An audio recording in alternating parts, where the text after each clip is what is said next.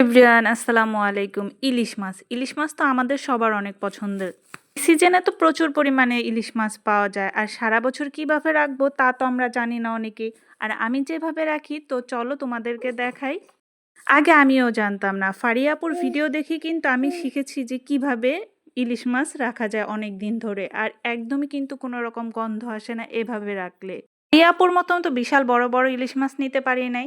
আমার সাথে যেরকম হয়েছে আমি সেরকম মাছই নিয়েছি, মিডিয়াম সাইজের কিছু মাছ নিয়ে নিয়েছিলাম। হ্যাঁ, এটা আমাদের এলাকার বাজার থেকে আমি এই মাছগুলো নিয়ে নিয়েছি। এখন যে কাজটা করব, ওই যে মানুষ বলে না কানসার নিচে দিব, হ্যাঁ এখন আমি ইলিশ মাছের কানসার নিচে লেবুর টুকরাগুলো রেখে দিব। আর এখানে আমি গোল গোল করে লেবুর টুকরা করে নিয়েছিলাম, এগুলো আমি কানসার নিচে মানে ইলিশ মাছের কানসার নিচে দিয়ে দিব। ইলিশ মাছের দোনো কানসার মধ্যেই কিন্তু এরকম গোল গোল করে লেবুর টুকরাগুলো দিয়ে নিতে হবে।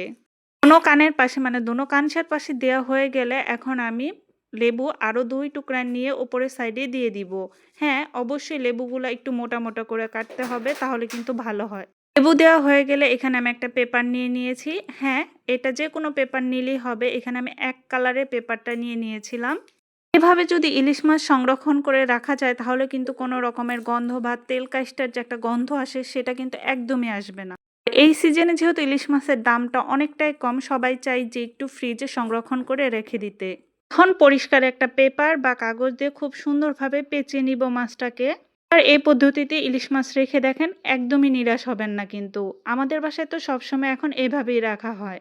হ্যাঁ, আমি কিন্তু এখানে মিডিয়াম সাইজের ইলিশ মাছগুলো রেখেছিলাম, একদম বড় সাইজের গুলো না। মিডিয়াম সাইজের ইলিশ মাছগুলো কিন্তু খেতে বেশি মজা লাগে। এই যে পেপার দিয়ে পেঁচানো হয়ে গেছে, এখন আমি একটা পলিথিন নিয়ে নেব, আর পলিথিন নিয়ে সুন্দরভাবে আবারও ভালোভাবে পেঁচিয়ে নিব। এভাবে নিয়ে এখন ডিপ ফ্রিজে রেখে দিব। আর এভাবেই কিন্তু খুব সুন্দরভাবে ইলিশ মাছ সংরক্ষণ করা যায় বছরের পর বছর। ভিডিওটা যদি তোমাদের কাছে ভালো লাগে অবশ্যই লাইক কমেন্ট আর শেয়ার দিয়ে দিও। আর যারা এখনো পেজে ফলো দেওয়া নেই ফলো দিয়ে পাশে থাকবা, আর সুন্দর সুন্দর ভিডিও দেখতে হলে। তো আজকের মতো আল্লাহ হাফেজ।